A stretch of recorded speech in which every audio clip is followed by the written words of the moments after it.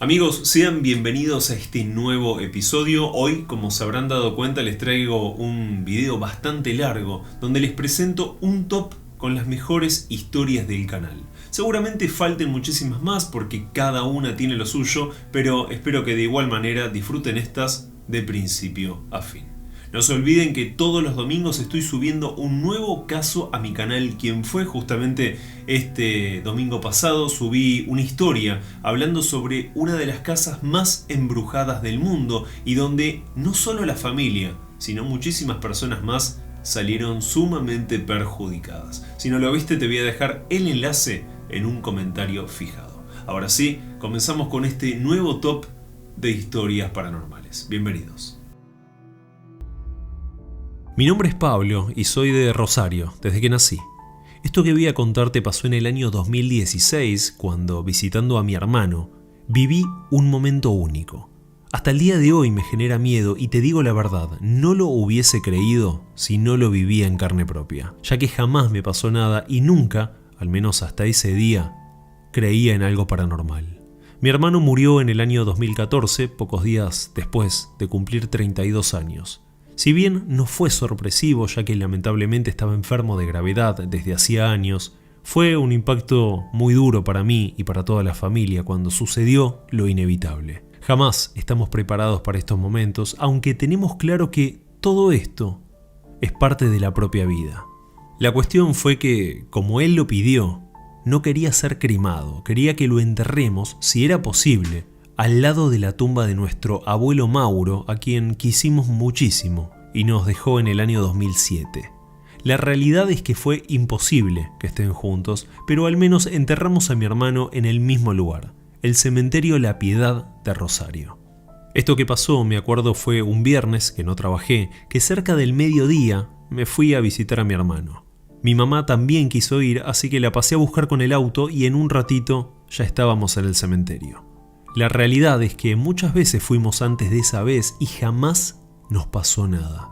De hecho, los cementerios más que miedo me generan paz. Será porque siempre hay silencio y nadie molesta a nadie. Pero esa vez fue un tanto diferente, te lo aseguro. Llegamos a la tumba de Fede, mi vieja rezó como siempre lo hace, y nos quedamos ahí sentados en dos sillas plegables que llevamos.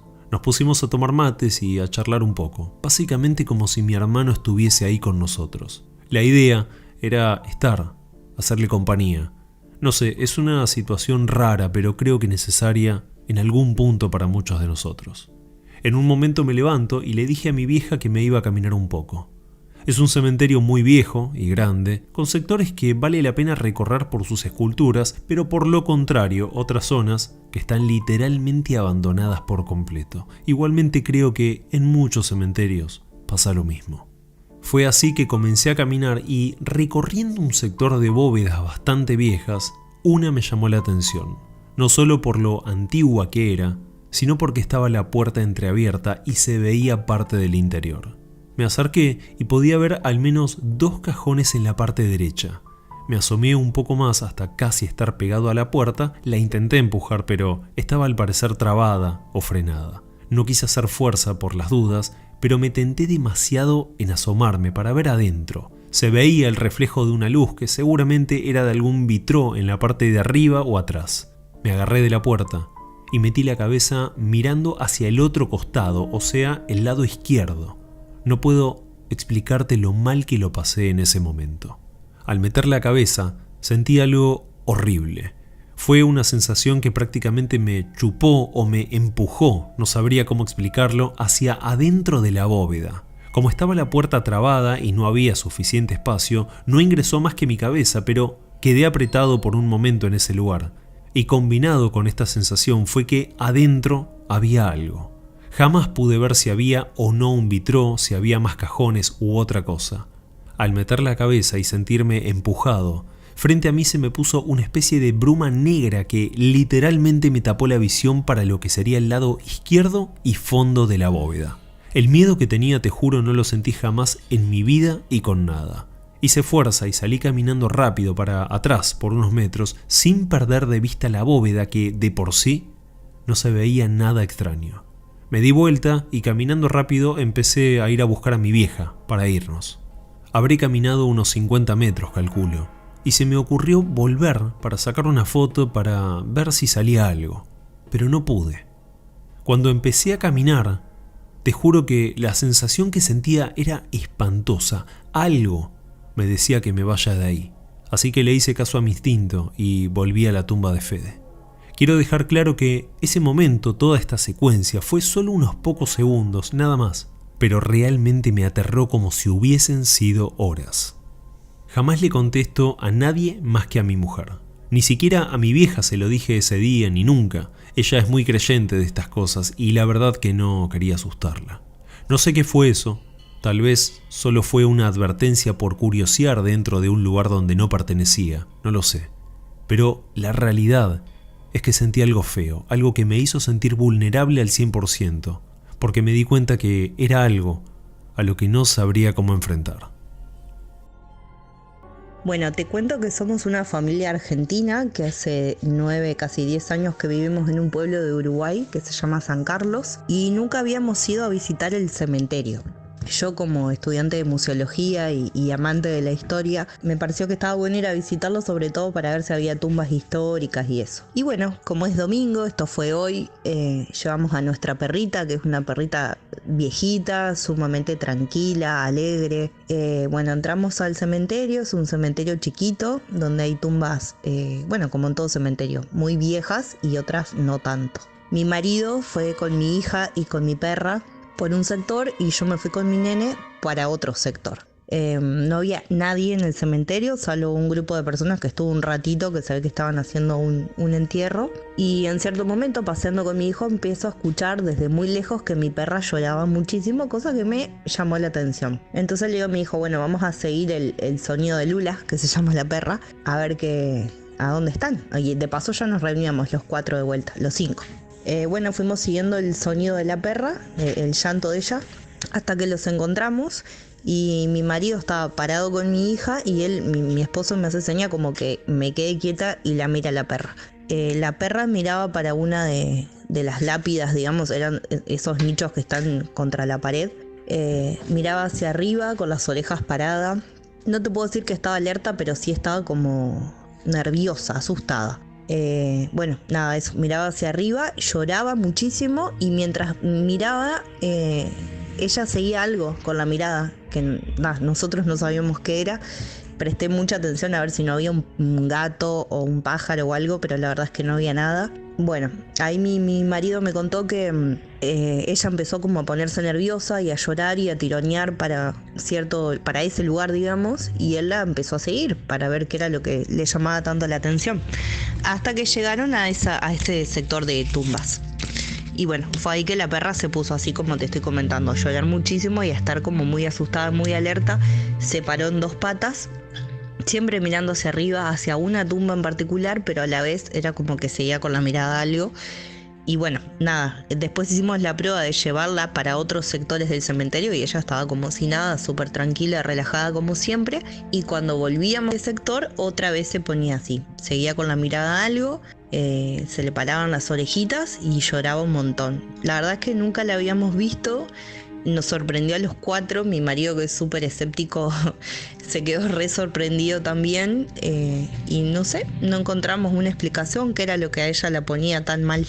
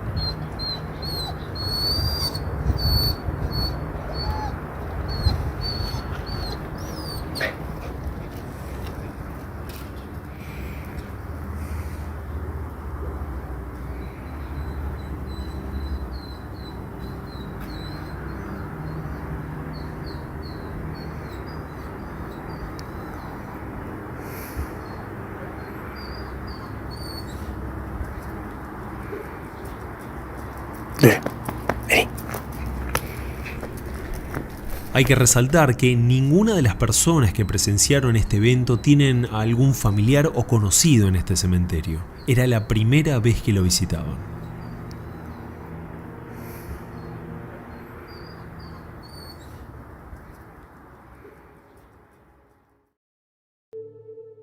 Mi nombre es Javier y te quiero contar algo que me pasó cuando era un pibe. Tenía tan solo 10 años. Sé que muchas veces, y más aún con el pasar de los años, los recuerdos de la niñez pueden ser un poco confusos y lo que creemos que pasó con tanta seguridad pudo ser diferente a la realidad. Pero lo bueno de todo esto es que personas adultas estuvieron involucradas, personas que no dejaron que los hechos se cuenten de diferente forma y se deformen creando algo que no pasó. Lo que vas a escuchar a continuación fue algo realmente de película, algo que hoy en día lo pienso y me resulta asombroso. Creo que justamente por ello es que la familia jamás pudo olvidar esto que pasó. En el año 1976, mis tíos estaban alquilando un departamento en la calle Enrique Santa Marina entre Dorrego y Lavalle. Por cuestiones lógicas no voy a dar la dirección exacta, esto es en Monte Grande. El 1 de septiembre de ese mismo año estaban festejando el cumpleaños número 8 de su hija, o sea, mi prima. En esa época se estilaba por la tarde invitar a algunos amiguitos para festejar tomando una merienda o comiendo algo sencillo. La fiesta se dio con total normalidad, con todos los chicos comiendo y jugando, y unas horas más tarde, y terminando esta fiestita, los padres comenzaron a llegar buscando a los chicos que habían venido. Nadie imaginó jamás lo que estaría por pasar. Ya casi no quedaba ningún chico, estaba de hecho mi prima, otra nena y yo solamente. Fue en ese momento que mi viejo habla con mi tía y le pregunta por esta nena que nadie había retirado. Ya hacía rato que todos se habían ido, más de una hora, y nadie preguntó por ella. Y nadie vino a preguntar por ella. Entonces mi tía se queda asombrada. Esta niña jugaba con nosotros. Puedo recordarla, tenía un vestido propio de la época, un vestido largo, más o menos recuerdo la apariencia. Pero esta niña estaba jugando con nosotros, claramente. Habíamos quedado mi prima Estela, mi hermano Oscar, quien te habla, y esta niña. En un momento dado, la niña ingresa al baño y desaparece. Fue el comentario, mis tíos se guardaron a silencio, seguramente para no asustarnos. Fue así que con el pasar de los días, mis tíos no lograron estar tranquilos con esta situación y comenzaron a averiguar qué había pasado en ese departamento. Recordemos que lo estaban alquilando, por lo cual desconocían su historia totalmente. La dueña de este lugar, después de mucho insistirle, les confiesa algo terrible y que posiblemente respondía a esto que había pasado en septiembre. En este lugar había muerto una nena de 7 años, justamente la edad aproximada de esta nena que jugó con nosotros esa tarde y luego desapareció. Mi padre hasta el día de hoy sostiene que vio entrar a la niña al baño y no salió nadie del baño. De más está decir que nadie vino a reclamar por esa criatura. ¿Qué es lo que vimos? Un fantasma. Ahora, uno se pregunta, yo mismo me pregunto, ¿un niño jugando con otros niños, interactuando, hablando, haciendo contacto físico? Llama la atención. Hoy en día, si uno camina por la calle Celiar, justo en la esquina con Marcos Salcedo, se encuentra con esta edificación que atrae la vista de cualquiera. Estoy hablando de la famosa Casa del Águila. Se cuenta que los primeros pobladores que llegaron al lugar aseguran que la casona estaba ya ahí, e incluso vacía y abandonada. Muchas son las historias que se cuentan de este increíble lugar. Hay puntualmente una experiencia famosa y que fue difundida en diferentes lugares. Pero hoy también vas a conocer una situación desconocida por todos. Justamente lo que vivió un policía de Montevideo durante una visita en esta casa. Quédate hasta el final, así escuchás el testimonio directo de este oficial. Lo primero que voy a contarte sobre este sitio es sobre algunos de los hechos que los vecinos mismos del lugar presenciaron. Es muy común que los días de tormenta se escuchen ruidos en este caserón, ruidos de todo tipo. Algunos hablan de golpes, otros aseguran haber escuchado gritos de personas, llantos y alaridos que no tienen una explicación. La policía recibió innumerables denuncias sobre estos ruidos e incluso hay testimonios donde vieron sombras caminar por adentro. Cuando la policía se hacía presente en el lugar y revisaban todo rincón, comprobaban que no había nadie adentro de la mansión, o al menos nadie visible. Todos conocen este lugar como la Casa del Águila. Su construcción es fascinante y tiene un distintivo respecto a otras construcciones similares. Justamente es lo que le da el famoso nombre. En el frente y en lo alto de su entrada se puede ver un gran águila de piedra, con sus alas abiertas y una mirada amenazante. A continuación voy a contarte una de las más famosas historias de esta casa, que involucra a dos oficiales. Fue una noche de 1992 que, debido a las incesantes denuncias sobre ruidos en la casa, el comisario ordenó a dos oficiales ir a revisar. Al llegar, controlaron el perímetro con sus linternas. La noche estaba muy fea y se estaba por largar a llover en cualquier momento. Luego de unos pocos minutos y al no encontrar nada, tomaron la decisión de irse nuevamente a la comisaría. Pero fue en ese preciso momento que, mientras se alejaban de la puerta de ingreso a la casona, escucharon un fuerte ruido detrás de ellos. Al darse vuelta, observaron a la famosa estatua del águila, hecha pedazos a solo unos pocos metros. Casi se les cae encima. Llegaron a la comisaría y dejaron asentado todo lo que había pasado. Atribuyeron la caída del gran águila al intenso viento de esa noche. Pero al día siguiente, los dos agentes fueron llamados desde la seccional y posteriormente les elevaron un sumario y los pusieron bajo arresto. No entendían nada. Los estaban acusando de beber en servicio. Al preguntar al sargento el porqué de toda esta confusa situación, los metió en un patrullero y los llevó frente a la casona. Fue ahí que les pidió a los dos oficiales que expliquen lo que estaban viendo. El águila, que la noche anterior se había estrellado y roto en 1000 pedazos detrás de ellos, esa gran estatua que casi los mata, estaba ahí arriba, con sus alas abiertas y esa intrigante mirada. Estaba intacta, como si jamás se hubiese movido. Obviamente los oficiales no lograron comprender ni tampoco explicar de una manera racional lo que había pasado. Esta historia es una de las tantas que se cuentan y está ligada también al testimonio de muchos vecinos del lugar que dicen ver los días de tormenta a esta ave aletear y chillar fuertemente. También aseguran que se la escucha adentro de la casona como si volara por su interior libremente. Antes de seguir con la historia de esta casa, vas a conocer la experiencia de Pablo, quien pertenecía al cuerpo de radio patrulla de la policía de Montevideo. Esto que vas a escuchar pasó en el año 2014 y es la primera vez que sale a la luz. Pablo me cuenta que en un determinado momento esta casona fue cercada para que justamente no ingresen personas al lugar, ya sea para revisar la casa o para delinquir en el lugar. Esa vez, junto a su compañero, estaban cubriendo el segundo turno de 2 de la tarde a 10 de la noche y recibieron un llamado del 911, donde alertaban justamente sobre ruidos en la famosa Casa del Águila. Fueron hasta el lugar y revisaron desde la calle, ya que, como lo mencioné, la casa estaba cercada.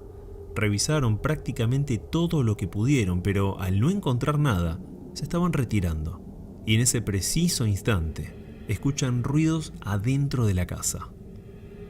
Tuvimos que implementar ahí una trepada al tejido y para poder ingresar al lugar, porque realmente el lugar no tenía un agujero, un portón abierto o algo donde facilitara el ingreso.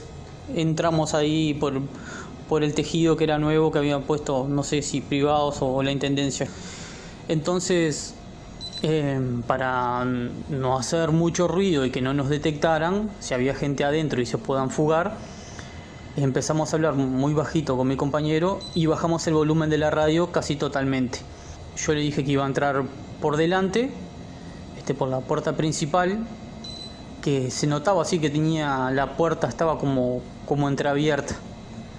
Bueno, mi compañero me asenteó con la cabeza y empecé a caminar, desenfundé mi arma, siempre mirando hacia el frente.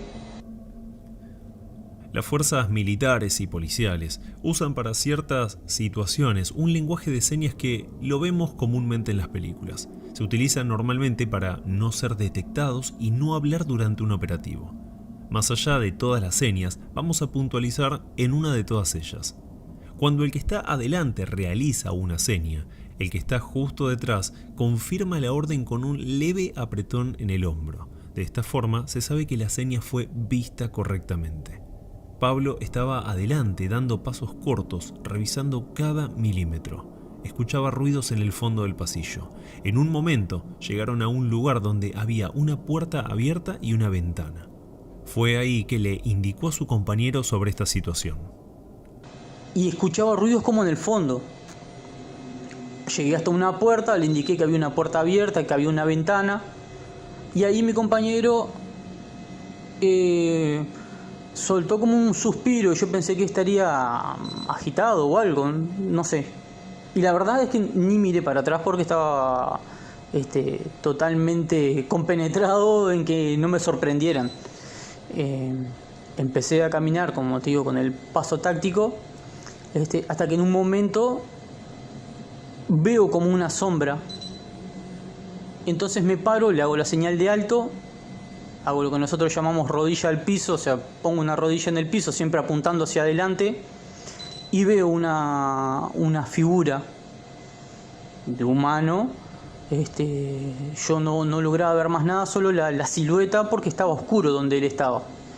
Le hago la seña a mi compañero de que estaba viendo algo y él me aprieta el hombro. Hasta ahí todo normal.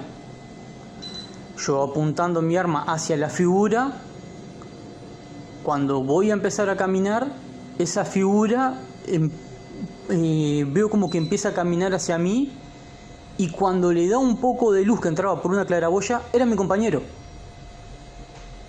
Y cuando yo lo miro, él me grita: "Che, Pablo, vení que acá no hay nada".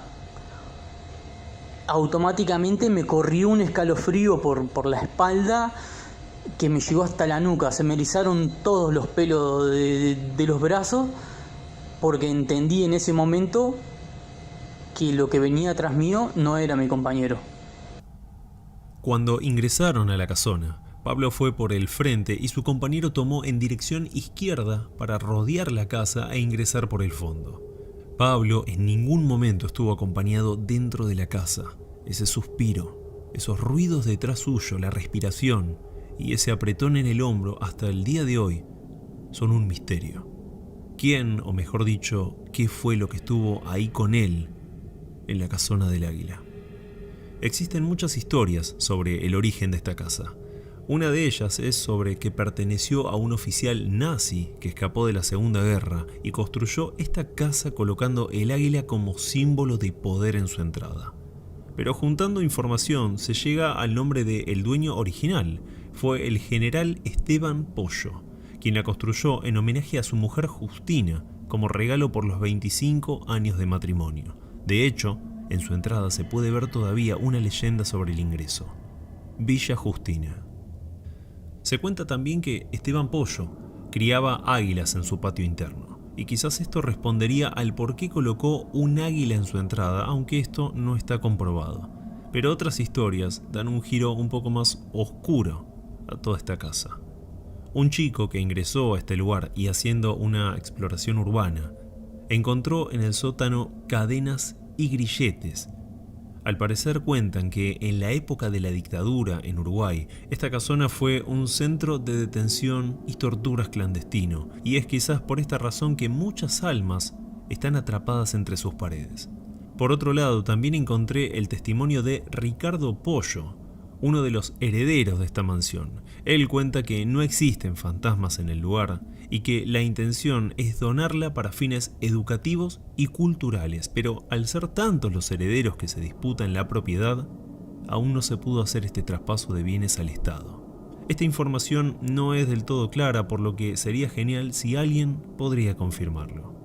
Más allá de todas las historias que circulan sobre esta increíble casa, lo que es innegable, gracias a los testimonios de tantos vecinos y en este mismo video, el de Pablo, quien ingresó con su compañero esa noche del 2014, Prácticamente tenemos la certeza de que hay algo más que solo abandono en este lugar.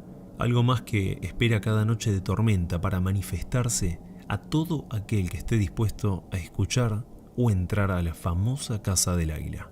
Después otra vez entraron por orden policial y dice que incluso se armó mucho revuelo, no sé por qué causa fue, una denuncia muy grande, que hasta bomberos vinieron y pusieron una escalera hacia donde estaba el águila. Ninguno quiso subir, no subió nadie. Me llamo Luis y mi historia es un tanto particular, no solo por lo que pasó, sino porque se dio en dos momentos diferentes y que estoy casi seguro que fueron mensajes de personas muy queridas para mí, personas que aún hoy extraño con toda mi alma.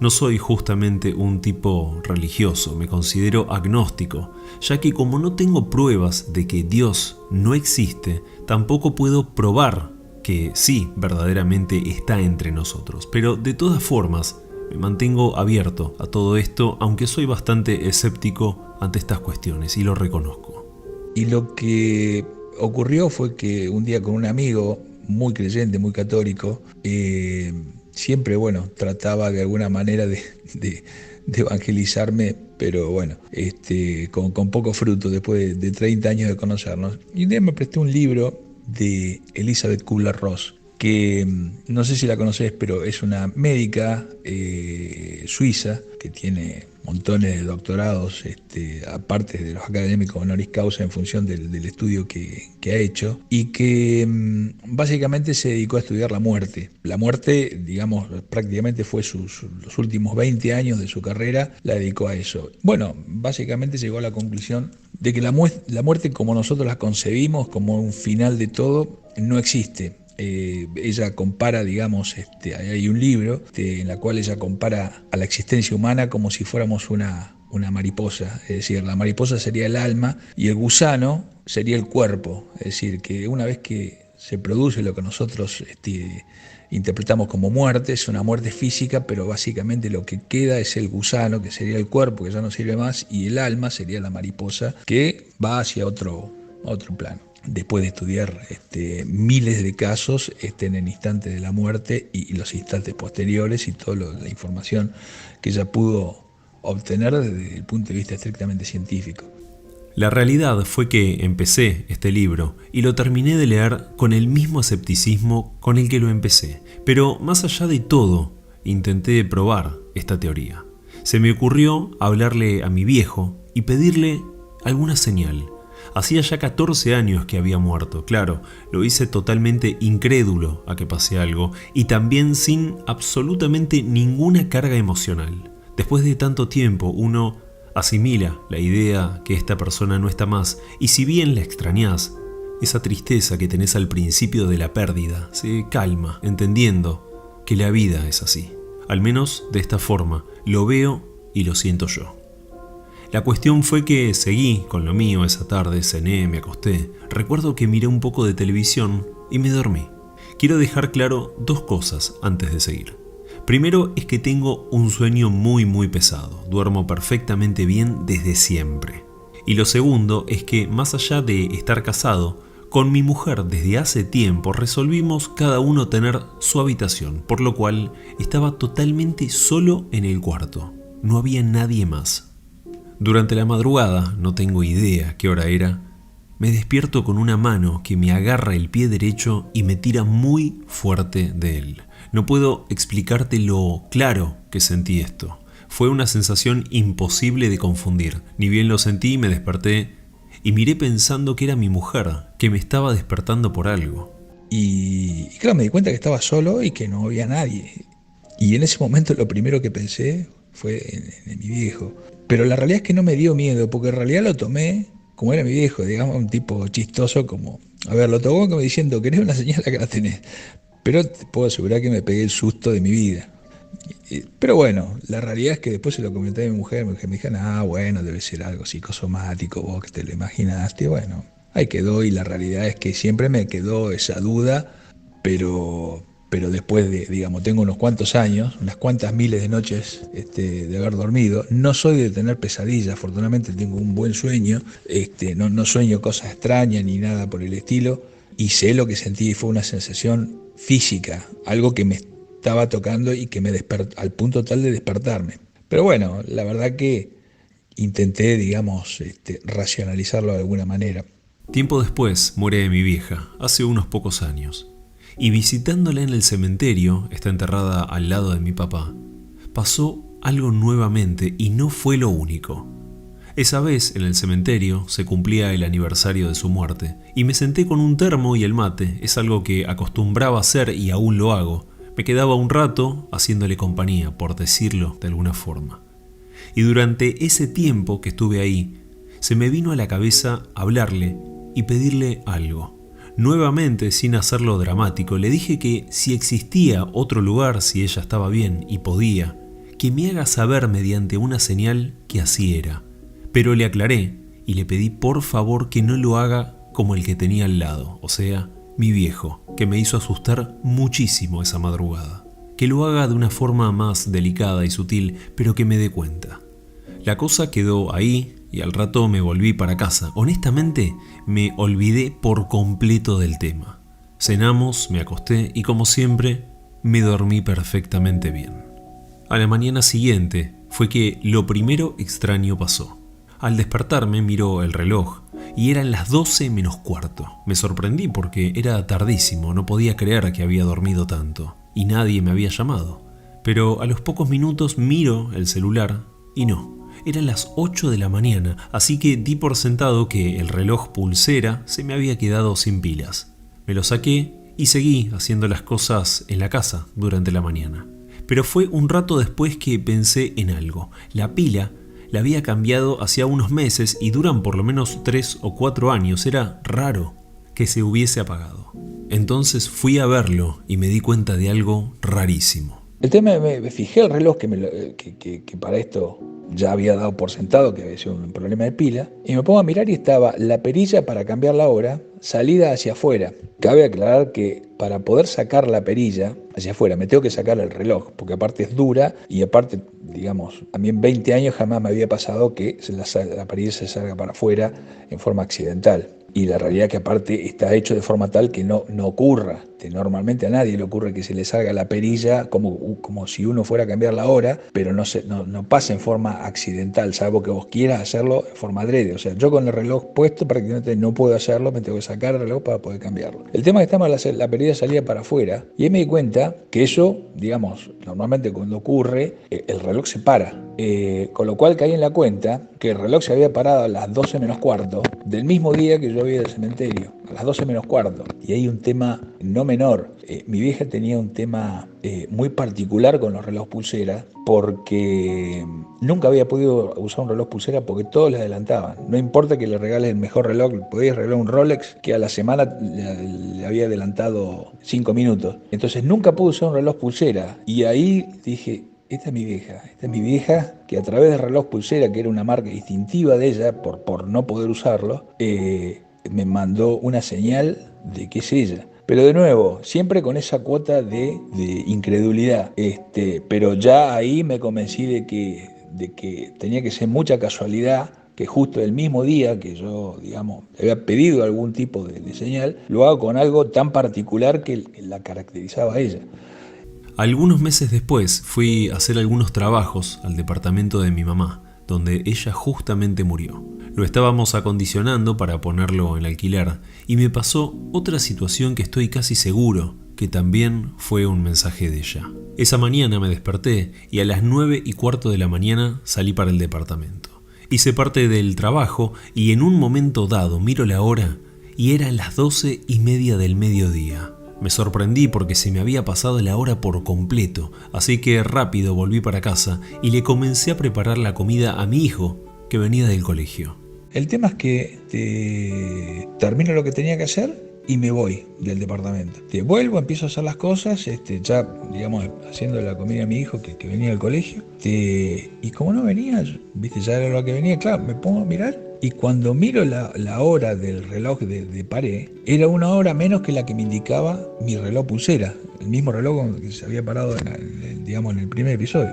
Y miro el televisor y veo que sí, que la hora era lo mismo que indicaba el reloj de pared. Miro el celular, lo mismo. Con lo cual caí en la cuenta que el reloj, durante el momento en que estaba yo en el departamento, me adelantó 1 hora, exactamente, porque cuando miré la hora, me indicaba la 1:20 y en realidad eran las 12:20. O sea que fue adelantarse 1 hora el reloj en el momento en el que estaba en el departamento de mi vieja. Con lo cual ya, digamos, pueden ser casualidades, pero yo ya empiezo a estar casi seguro de que la cosa ya no es casualidad. Demasiada casualidad en algo con una probabilidad de ocurrencia muy baja, que de hecho nunca me había ocurrido. Así que bueno, Andrés, yo de nuevo, esto yo lo tomo como algo esperanzador, algo positivo, algo que me da alguna esperanza de que la cosa no termine acá y quizá cuando el día que nos llegue nuestro turno podamos estar con aquellos que no podemos estar más en este plano. Una pequeña aclaración, Andrés, que bueno, en el primer caso el reloj quedó parado en las 12 menos cuarto, o sea, del mismo día, digamos, del aniversario de mi vieja, ese mismo día que yo había ido al cementerio. Pero en el segundo caso, yo cuando verifico la hora, me acuerdo que estaba mirando una película, pero me acuerdo que vi el horario en el televisor y me fijé en la hora y era la misma hora, o sea que yo al salir de mi casa, digamos, la hora era la correcta, el reloj tenía la hora correcta, no es que se había adelantado antes. El adelanto de 1 hora se produjo sin que el reloj se parara, o sea, el reloj siguió andando, pero con 1 hora de adelanto. Y normalmente, bueno, la lógica indica que si tenía algún problema el reloj que se para o por la pila o por mecanismo, por lo que sea, el reloj debiera haber atrasado, no adelantado 1 hora. Con lo cual, bueno, la cosa extraña está en que en el periodo en el que yo estaba trabajando ahí en el departamento de mi vieja, el reloj solo se adelantó 1 hora, pero sin pararse en ningún momento.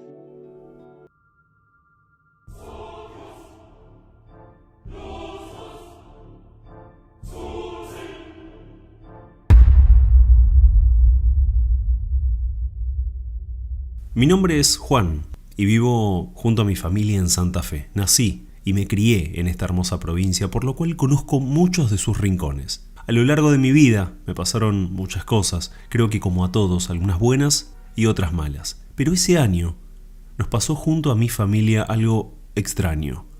Comenzó como la realización de un sueño y terminó como una real pesadilla. Pasamos por momentos que nos hicieron temblar, momentos que, si no los viviste, parecen realmente de una película. Pero quiero dejar algo claro. Todo lo que vas a escuchar a continuación fue, lamentablemente, la pura realidad. Hace unos años logramos, junto a mi esposa y después de un largo tiempo de esfuerzo y dedicación, comprar nuestra propia casa. Quien pasó por este proceso sabe que es algo único, es tener tu lugar en el mundo, tu propio techo. No importa el gasto, lo que importa es que el esfuerzo valió la pena y lo lograste. Esta vivienda, ubicada en el departamento de San Justo, provincia de Santa Fe, no era cualquier cosa. Era una casa histórica, hermosa por donde se la vea, vieja y con su deterioro normal, pero con un mínimo mantenimiento bastaba para ponerla en condiciones óptimas. Era verdaderamente enorme, espaciosa en cualquiera de sus ambientes, incluso su terreno, de más de media hectárea. En ese momento no sospechamos de nada, pero hubo algunas primeras señales que tal vez nos tendrían que haber llamado la atención. Por ejemplo, el precio. Para ser una casa de esa magnitud, el valor era llamativamente barato, pero entiendo también que en el momento uno se deja llevar por el entusiasmo y eso, más que alertarte, te convence, creo, aún más para concretar la operación. Pero dejemos esta cuestión de lado. Otra cosa que llamaba la atención fue que cuando fuimos a verla, la inquilina que cuidaba junto a su familia la casona, vivían todos en la misma habitación, todos dormían ahí y no se separaban para nada. Aclaro esto porque la casa, como dije, era grande, con más de 400 metros cuadrados. Sinceramente, en el momento lo primero que hicimos fue reírnos y tildarlos de locos. No había ningún sentido en esto que hacían, teniendo toda la casa a su disposición, pero claro, después entendimos por qué lo hacían realmente. Es más, esta familia, en el apuro por irse, Nos liquidaron a precios regalados muchos muebles e incluso electrodomésticos, ya que si se tenían que llevar todo se les demoraba más la partida y era obvio que se querían ir cuanto antes del lugar. Hasta ese momento no teníamos la menor idea del por qué reaccionaban de esta forma. Al poco tiempo nos mudamos a la casa, nos acomodamos rápidamente y comenzamos con algunos arreglos ya previstos, obviamente. Realmente era una casa preciosa y muy amplia. Teníamos la felicidad de haber cumplido por fin nuestro sueño. Pero esta alegría duró muy poco, te diría semanas. Lo primero que recuerdo significativo son las peleas, discusiones totalmente sin sentido por cualquier pequeñez, peleas que jamás habíamos tenido antes. También mi esposa, así como así, comenzó a perder el cabello y sentía de la nada y en diferentes sectores de la casa un olor nauseabundo insoportable. Pocas veces lo sentí yo. Principalmente esto es algo que le pasaba a ella. Pero algo que sí pasaba y muy seguido era que por la noche, cerca de las 10 o 10:30, escuchar cómo tiraban o caía un gran pedazo de tierra sobre el techo. Sentíamos el golpe y cómo se desarmaba al caer. Por eso digo que era tierra. Pero la cuestión era que al salir no había absolutamente nadie. Y aclaro que este lugar no es justamente una zona de muchas casas, sino todo lo contrario. Otro detalle era la temperatura. Más allá de ser una casa grande y que podría ser normal que haga frío en algún determinado ambiente, en este caso era totalmente diferente. El frío te calaba los huesos y notamos que cada día hacía más y más, sin importar la temperatura de afuera de la casa. Pero algo que nos asustó muchísimo fue perder a nuestro hijo, el más chiquito de solo meses. Desaparecía en cuestión de segundos. No era seguido esto, pero pasó unas cuantas veces. Al buscarlo lo encontrábamos en otra habitación, incluso adentro de un ropero, y la peor vez fue cuando, después de buscarlo durante más de una hora, lo encontramos llorando en el medio del pasto afuera de la casa. Nos asustamos muchísimo. Lo que habitaba la casa no nos quería ahí y tenía incluso las herramientas para lastimarnos si así lo quisiera. El bebé que lloraba en esa casa era constante, porque se nos desaparecía el nene, como te conté antes, y también lloraba un nene, escuchaba un llanto, entonces salíamos todos disparando buscando al nene. Y resulta que era un llanto que venía de algún lado que no se encontraba nunca. Y así, una vez, un señor que no tenía casa y la propiedad era tan grande y tenía una casita al costado, un tipo ranchito, pero de material, una casita. Yo le di permiso para que se quede ahí, Mingo se llamaba, y el hombre, una madrugada desesperado, me golpeó la ventana y nos pedía por favor si le queríamos dar una vela, porque él quería prender una vela en ese ranchito, dice, para poder dormir, porque no se podía dormir, porque lloraba un chico. O sea, eso nos tranquilizó también en algún sentido, porque ya no éramos nosotros nada más los que escuchábamos el llanto del nene, los olores, los golpes, las corridas en el techo, las persecuciones de los insectos. Para este entonces, a solo unos meses de habernos mudado, la situación matrimonial estaba en un momento crítico. Discutíamos todos los días, el ambiente de la casa era horrible y el almacén que habíamos puesto en el frente cada día parecía ir de mal en peor. Y comenzó a aparecer algo sumamente extraño. Y así empezó a pasar de todo. Una bolita que nos tiraban atrás, o la veías, la bolita, la encontraba, todavía conservábamos algunas. No sabíamos de dónde venían y encontrábamos bolitas que nos tiraban al paso. Buscábamos quién la había tirado, de dónde venían. En el afán de de seguir, buscarle explicaciones lógicas o no buscárselas, seguíamos. Y fue un momento clave cuando decidimos estar, y recordando en ese momento a la familia que se fue, viviendo todos dentro de una misma habitación. No nos separábamos nunca. A mi hijo más grande, una fuerza lo levantó en el aire tirándolo desde el pelo. Fue algo tan traumático para todos nosotros que por esa razón no nos separamos más. Tal vez creyendo que estando juntos, acompañados, de alguna forma esta fuerza no nos podía hacer nada. Terminamos todos viviendo en la misma pieza, ir al baño a bañarse en un baño nuevo hecho en la casa, era una tortura porque no podías cerrar los ojos. Cuando cerrabas los ojos te respiraban en la boca, te soplaban. Era aterrorizante. O sea, era normal ir a bañarse y salir con los ojos rojos, porque te quemaba el jabón, porque no podías cerrar los ojos. Terminamos yendo todos juntos al baño a la hora que fuera. Íbamos todos juntitos porque nadie se dejaba solo a nadie ahí. Una noche, cuando llegamos con el auto a casa, pasó algo surreal. Algo, como lo mencioné al principio, digno de una película de terror. Llegamos, entramos al garage. Esto fue en pleno invierno, por lo cual hacía mucho frío. Bajamos, entramos a casa. En ese momento mi esposa me dice que se olvidó la campera en el auto porque se la había sacado durante el viaje. Y cuando vuelve, y esto fue solo segundos después de entrar, prendemos la luz de afuera y ambos vimos como el Renault 21 que teníamos y en el que recién habíamos llegado estaba literalmente cubierto de ratas. Volvimos, prendimos la luz y el auto, un Renault 21 en ese momento, estaba tapado de ratas. Lo vimos yo y mi mujer, si no, no lo podríamos contar. Pero tapado de ratas, decir, como en una película. Un detalle a mencionar es sobre la luz. No importaba qué lamparita poníamos, llegué a colocar de la máxima potencia y así y todo, la casa parecía estar en penumbras. Abría las ventanas y tampoco, siempre parecía que algo impedía que la luz ingrese.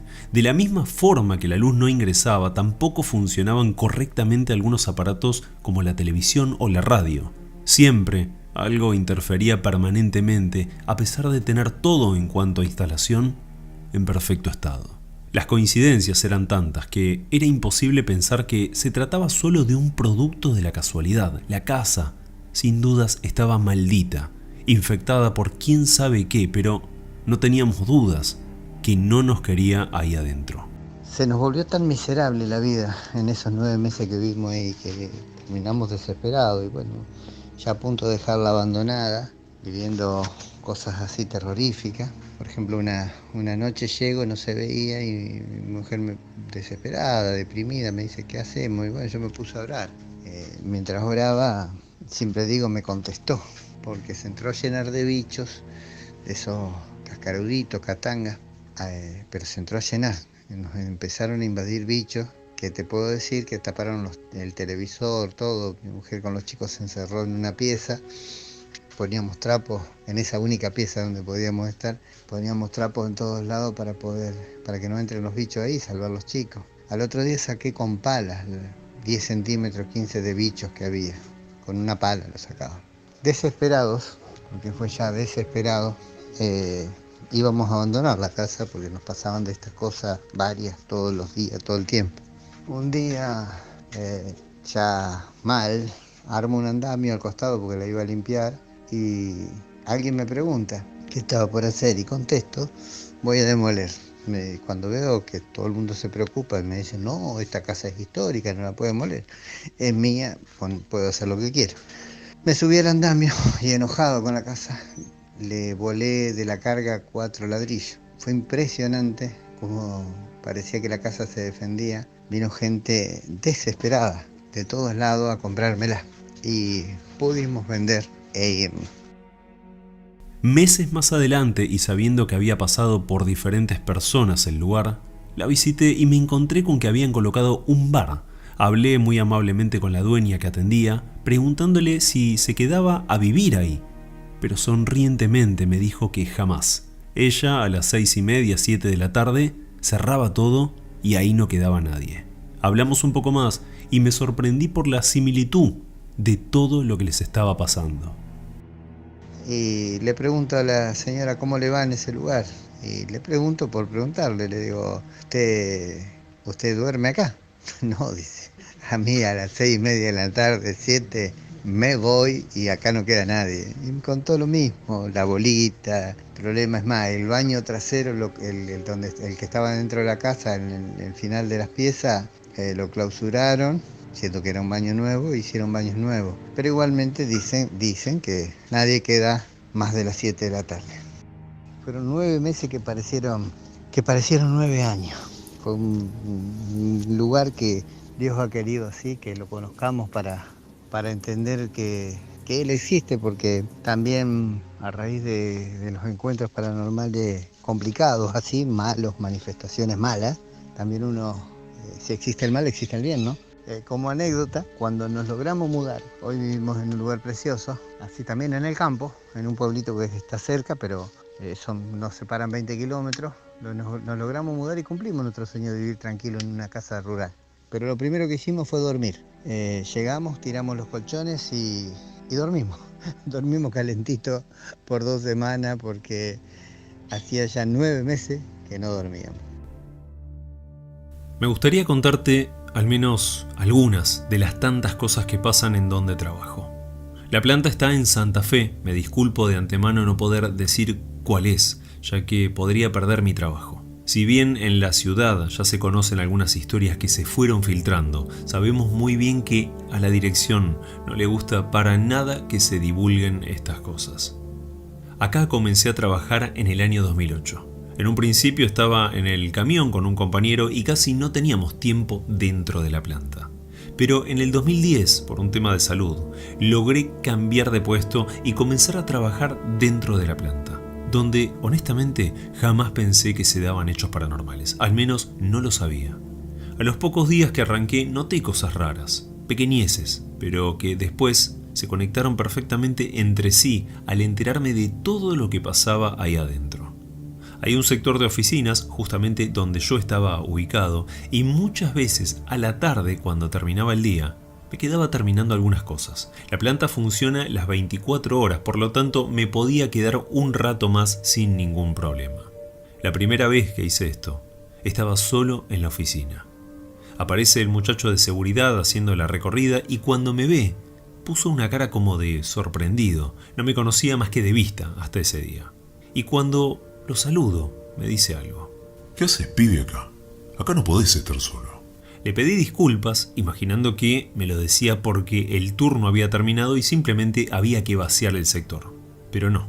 Ahí fue que hablamos unos 5 minutos más o menos y me contó que nadie se suele quedar por las cosas raras que pasan.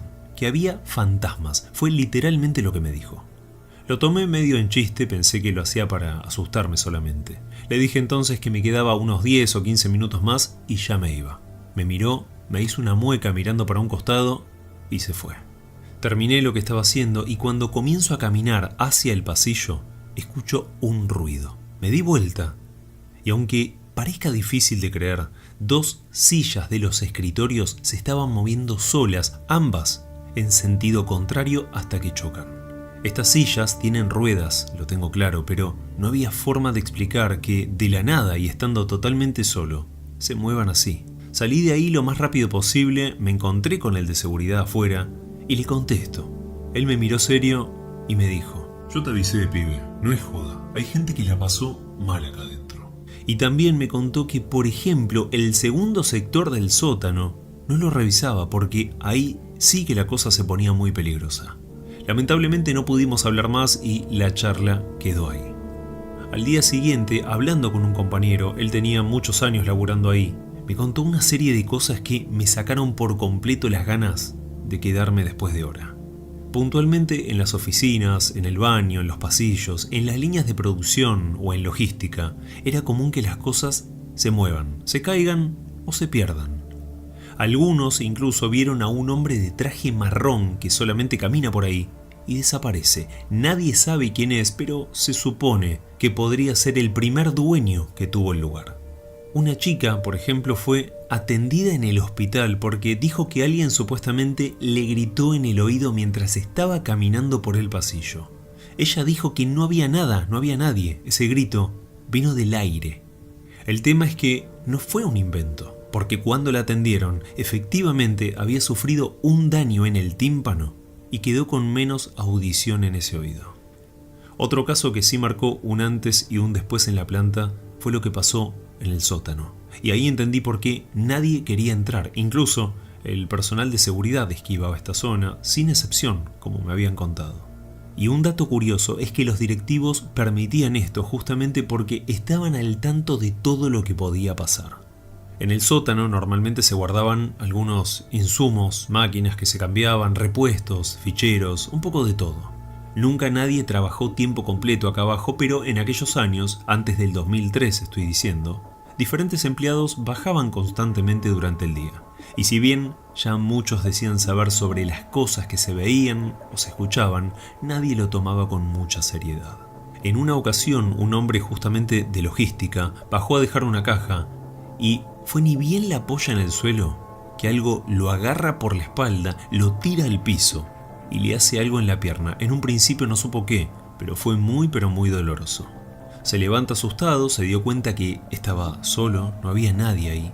Se mete en el montacargas y cuando comienza a subir, ve en el fondo pegado a unas estanterías una sombra altísima, totalmente negra. Una vez arriba, una compañera lo ve y lo intenta tranquilizar, preguntándole qué había pasado.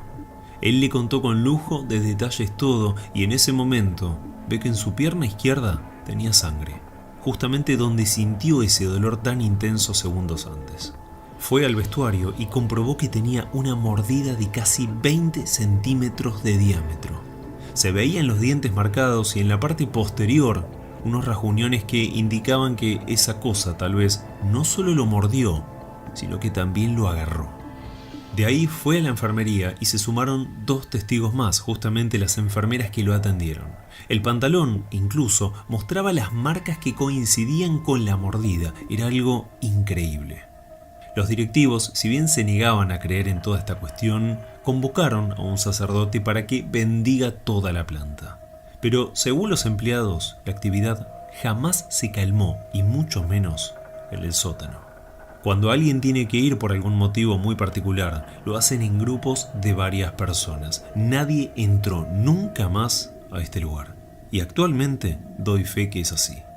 En otra ocasión, fue hace muy poquito que esto pasó, estando en el baño mientras me lavaba las manos, siento que alguien me roza de atrás. Como si una persona pasara, pero no había nadie. Y justo cuando estaba saliendo, 2 canillas se abrieron solas. La cuestión es que nadie, al menos por lo que pude averiguar yo, sabe por qué pasan estas cosas. Algunos dicen que hubo un asesinato en el 2º piso, otros mencionan a un joven que se quitó la vida en el sótano. También algunas personas mencionaron que este lugar antiguamente se pudo haber usado como un centro de detención clandestina durante la dictadura. Pero la realidad es que no hay certezas sobre estos datos. Lo único que es claro y real es la actividad paranormal. Y sin dudas que en el sótano hay algo que no solo es oscuro, sino que es extremadamente peligroso. Mucho tiempo fue el que pasé sin entender esta situación. El sentir todo eso por la noche y estar conviviendo con algo sobrenatural en mi propio dormitorio, te puedo asegurar que me hizo llegar al límite. Para ponernos en contexto, te cuento un poco sobre mí. Me llamo Paola, vivo desde siempre en Vicente López, provincia de Buenos Aires, junto a mi marido y mis 2 hijas. Lo que voy a contarte es al día de hoy que me hela la sangre, la pasé muy mal y me siento en parte un poco frustrada por no contarlo a todo el mundo. Mi marido prefiere mantenerlo mayormente en privado. Está seguro de que nadie lo va a tomar en serio.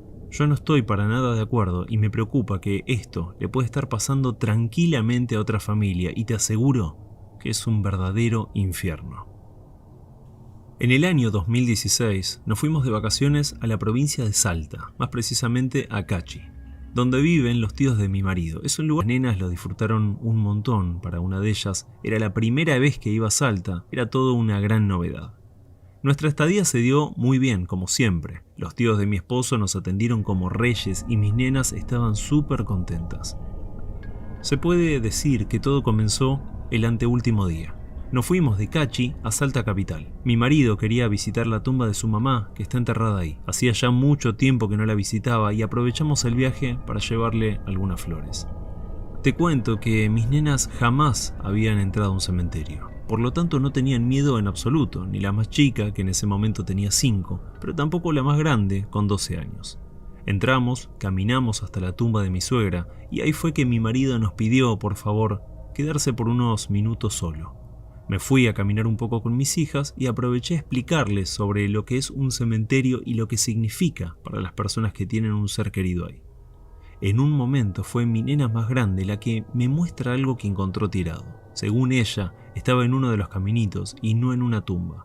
Lamentablemente fue bastante tiempo después que me confesó que había sido una mentira. Este objeto lo encontró tirado frente a una cruz.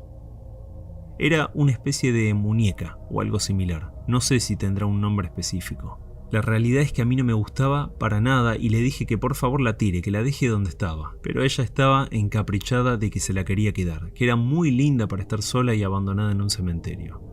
Le dije entonces, para no pelear, que sí. Y bueno, acá es donde todo comenzó. Cuando salimos del cementerio, nos fuimos a un hotel para descansar.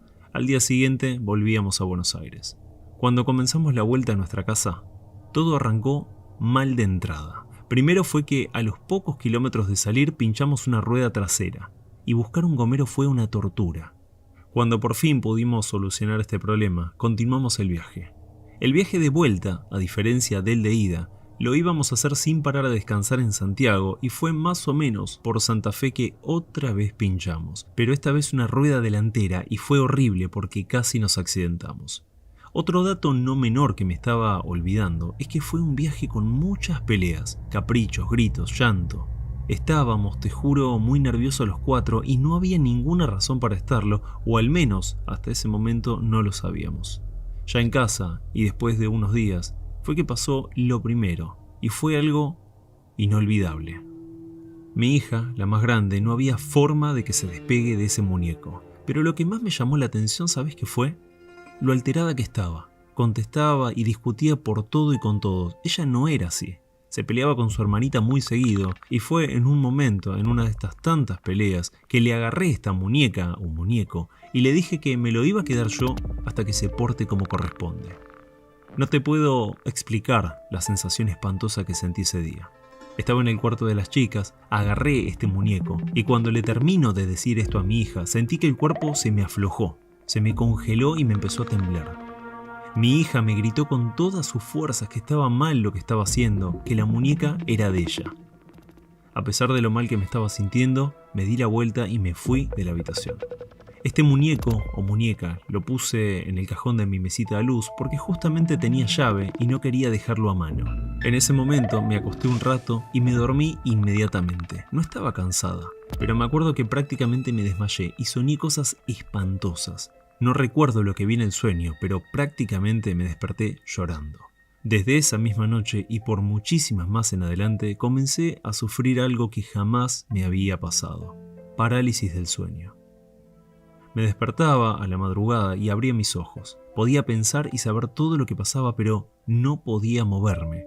Las primeras veces no pasó nada, pero luego, y fue muy de a poco, comencé a sentir cosas que no se las deseo a nadie. Lo primero fue sentir que unas manos me acariciaban los pies. Era desesperante no poder moverme, no poder gritar, salir corriendo, llamar a mi marido para que me ayude. Después sentía no solo esas manos, sino otra, era una sola, que me apoyaba un dedo, o eso es lo que yo sentía, en mi panza, y comenzaba a hacer círculos, con una cadencia pareja e insoportable. Lo más impresionante y traumático de esto que estaba viviendo es lo real que era. Sentía esas manos en mis pies y ese dedo trazando círculos en mi panza. No sé el tiempo que duraba esto, pero para mí era una eternidad. Una amiga a la que le conté esto que me estaba pasando me dijo que cuando pasa tenés que rezar un Padre Nuestro o un Ave María o simplemente pensar directamente en Dios y se termina. Lo hacía, te juro que lo hacía y creo durante muchos minutos, pero parecía que esto se terminaba cuando quería y no cuando yo me quería librar.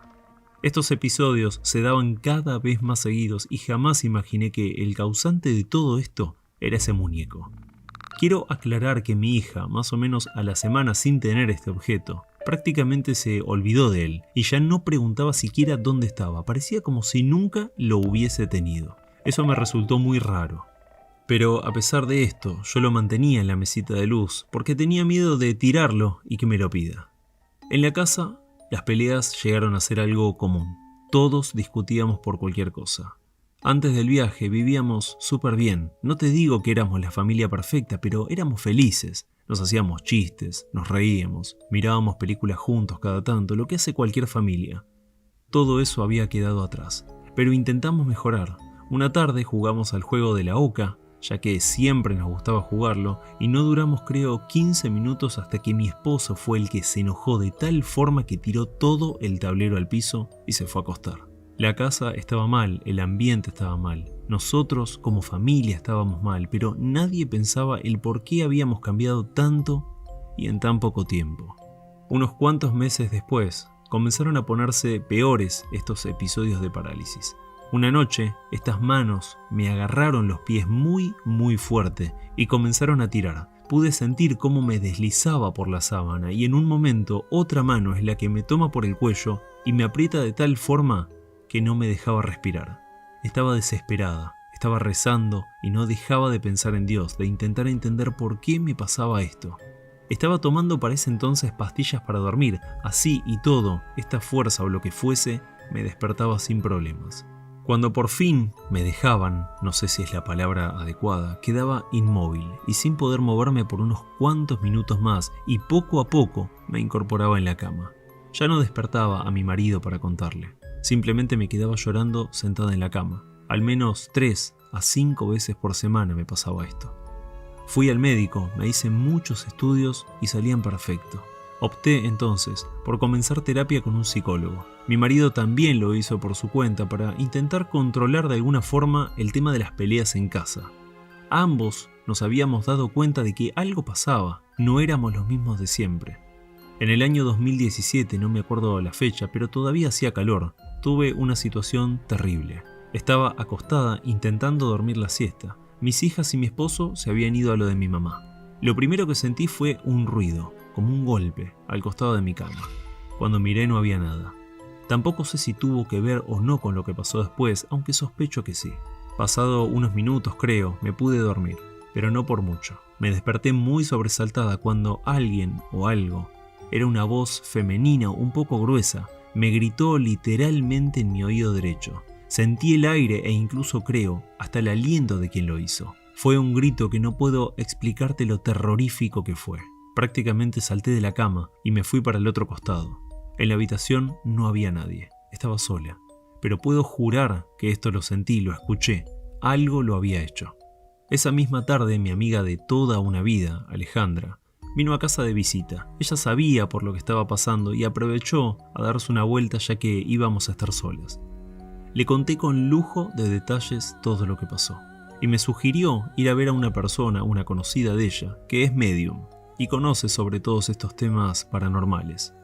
Primero le dije que no, porque honestamente no creía en estas personas, ni en la magia, ni en tarot, videntes, etc.